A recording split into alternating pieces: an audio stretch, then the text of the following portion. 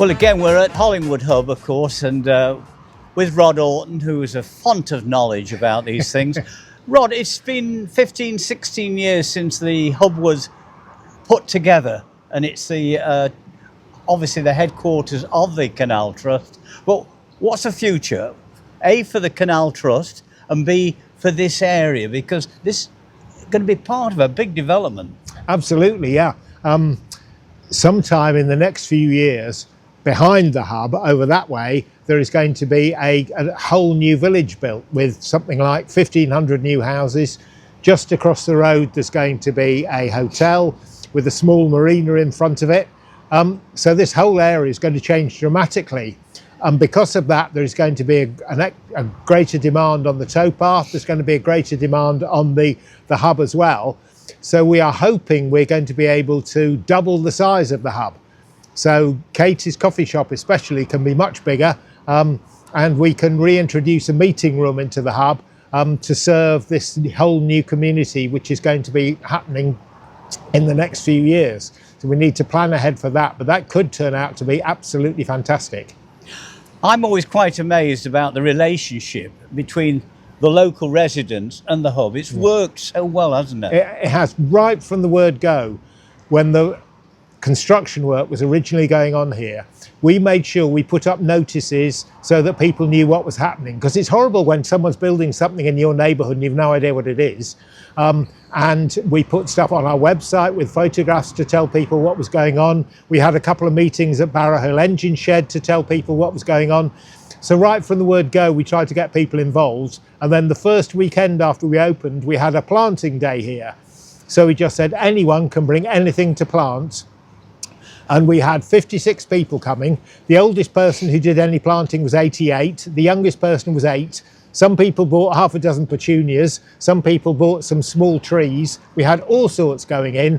And that was quite literally the seed bed for the garden, which you now see now. Yes, and look how it's grown. Beds, yeah.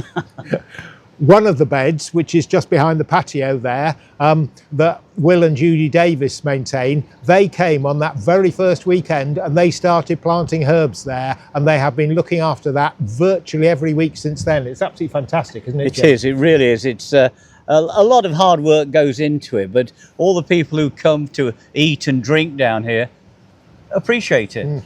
And again, there's no boat here at the moment, or it's moored upon its mooring, but when the boat is in the lock, it just creates such an atmosphere, doesn't it? Oh, it's absolutely brilliant. Yeah, when we were doing our Easter Bunny trips here 2 or 3 weeks ago, for one of the trips, I was standing outside, and all the way along the towpath, there were people taking photographs and stuff.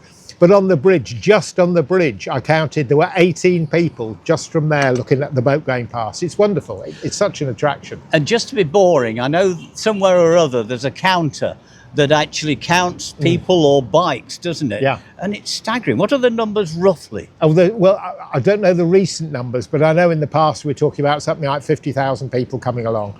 And I know that this is part of the Transpennine Trail.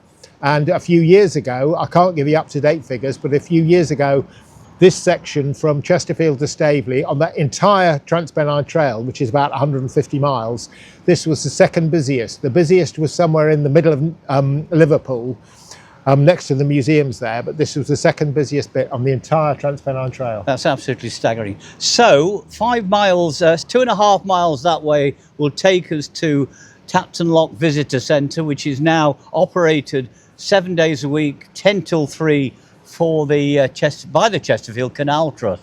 So you can go up there, have a cup of tea, or 2.5 miles further down, we've got the moorings. What's happening with that? Right, well, the moorings, that's the building which Derbyshire County Council have built at Staveley Town Basin. They maintain it, it's not our building. On the top there are 6 offices, and I know that 5 of the offices have been leased. For all I know, the 6th one might have been by now, because this information's a few weeks old. And on the bottom, the units at this end, there are 4 shops. 3 of those have been leased. I'm not sure about the 4th one. But the 2 units at the far end, with the big patio outside, that is going to be a cafe or restaurant or bistro somewhere where you can eat and drink that's going to be open in the evening as well, and that has not yet been leased out. So we're hoping that that goes soon, because we want that open for the summer, don't we, Jim? Ideally, we like to run trips from there. Yeah, what we're going to do is Sunday boat trips down there at the new moorings, and new pontoons are going in, I think, this year. They've got the money. They got the money for the pontoons as well now. So in fact, moorings will be available, and then later on this year in September, the canal will be opened that bit further to Bell House Basin. So in fact, we can extend and extend. So yes, through the new Keith Ayling Lock. Yeah. So on this section of canal, where there've only been 5 locks up until very recently, we will now have 7 locks, and through the new Keith Ayling Lock, and you will also be able to go under our new bridge. So that's absolutely wonderful. The newest lock anywhere on the entire canal system. Yes, it is. It's had so much of a following, hasn't it? People come from all over the place to watch that lock being built, and it's tremendous. Rod, thanks for joining us and telling us all about this. We'll keep all our viewers up to date with what's going on. That's the whole idea of this. This is additional to all the work that you do with Cuckoo and the monthly updates. So what we try and do is keep people as up to date as possible. And thank you. You're very welcome, young James.